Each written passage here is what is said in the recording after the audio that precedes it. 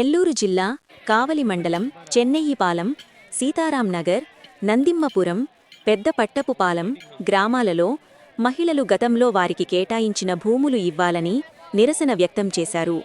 ప్రభుత్వం భూములను పొదుపు మహిళలకు, మహిళా సంఘం సభ్యులకు కేటాయించారని చెప్పారు. కొందరు దురాక్రమణ చేసి సాగుబడి చేసేందుకు సిద్ధమవుతున్నారని తెలిపారు. తమకు కేటాయించిన భూములు తమకే ఇవ్వాలని కోరారు. జిల్లా ఉన్నతాధికారులకు, ప్రజాప్రతినిధి వద్దకు వెళ్లి సమస్యను విన్నవించుకున్నామని చెప్పారు.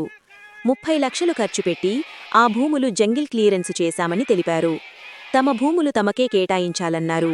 ఇతరులకి కేటాయిస్తే ఒప్పుకునే ప్రసక్తి లేదన్నారు. 4 గ్రామాల నుంచి సుమారు 500 మంది మహిళలు భూములలోకి వచ్చారు. గతంలో టీడీపీ ప్రభుత్వమే ఈ భూములు ఇచ్చిందని చెప్పారు.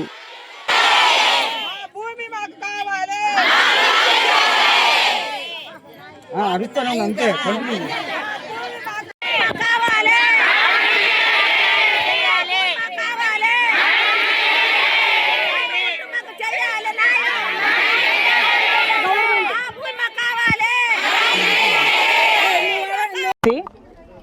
అందరికీ నమస్కారం. నా పేరు జ్యోతి. మాది చెన్నైపాలెం పెద్దపట్టపాలెం పంచాయతీ.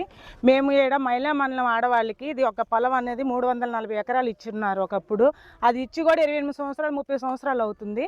ఒకప్పుడు అదేంటంటే వాటర్ లేకపోతే మేము ఎంత ఇబ్బంది పడ్డారో, వాళ్ళు ముసలోళ్ళు అయ్యో ఎట్లో కొన్ని మొక్కలు వేసారు. అవి అప్పుడు నీళ్ళు లేకుండా ఉండడం వలన ఎండిపోయినాయి. అప్పటి నుంచి వీళ్ళు ఏంటంటే మన పొలం మనకు ఉంటుందిలే, దాని జోలికి ఎవరు రారులే, మనమే కదా ఎప్పుడు ఉండేదని చెప్పి ఆదమర్చుండారు. అది ఏం చేశారు, ఎవరు తెలుగుకుంది వాళ్ళు ఎకరా కొనుక్కున్న వాళ్ళు 5 ఎకరాలు, 5 ఎకరాలు కొనుక్కున్న వాళ్ళు 10 ఎకరాలు పండించుకుంటున్నారనమాట.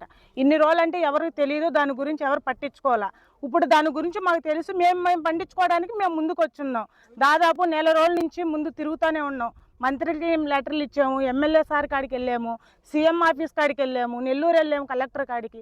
ఇంతమంది కాడికి వెళ్ళినా ఎవరూ రెస్పాండ్ కాలేదు. ఇప్పుడు మాకు న్యాయం ఎవరు చేస్తారు? మాకు ఇది ఎందుకు వదిలేసుకోవాలి? ఇంతమంది ఆడవాళ్ళం వచ్చున్నామంటే ఎందుకు వచ్చున్నాం? ఊరికి మేము రాము కదా. ఈ రోజున ఒక పూట కూలికి వెళ్ళామంటే 300 రూపాయలు డబ్బుల కోసం వెళ్తున్నాం. ఒక రోజంతా ఇంత ఎండలో ఉన్నామంటే ఏం కారణంతో ఉన్నాం? మాకు న్యాయం చేయాలి. మేము ఎంట్లో బతకాలి. మా స్థలాలు మాకు ఇస్తే మేము పండించుకుంటాము. మేము మా వరకు మేము చేసుకుంటాం. అది మహిళా మండలం ఆడవాళ్ళకి ఇచ్చింది. ఒక అధికారుల లెక్క ఎవరు పోషించుకుంటారు? ఎవరు తీసుకోవడానికి ఉంది? అది ఎవరి హక్కు? అది ఎవరు డబ్బు పెట్టుకున్నారు? దీన్ని ఎవరికైనా పట్టా ఉందా? డూప్లికేట్ పట్టాలంటే ఎవరైనా పుట్టించుకుంటారు. మేము పుట్టించుకోలేమా? ఇంతమంది ఆడవాళ్ళు ఉన్నాం, మేము పుట్టించుకోలేమా? మాకు చేత కదా. ఇంతమంది ఇన్ని రోజులు తిరుగుతుంటే ఎందుకు తిరుగుతున్నారని ఒకరు అడగల. నవ్వుతున్నారు. ఏం చేస్తారు వీళ్ళు? ఆడవాళ్ళ వాళ్ళు ఏమయ్యిద్ది అని అంటున్నారు. ఆడవాళ్ళ వాళ్ళు ఏం కాదా? చూపించమంటారా? కానీ మాకు వద్దు. కానీ గవర్నమెంట్ మాకు న్యాయం చేస్తుందని నమ్మకం ఉంది. నమ్మకం ఉండబట్టి ఇంత ఎండలో ఏడున్నాం కాబట్టి మాకు న్యాయం చేయాలి. ఇప్పుడు వచ్చిన గవర్నమెంట్ న్యాయం చేస్తుందని నమ్మకంతో ఇక్కడికి వచ్చున్నాము.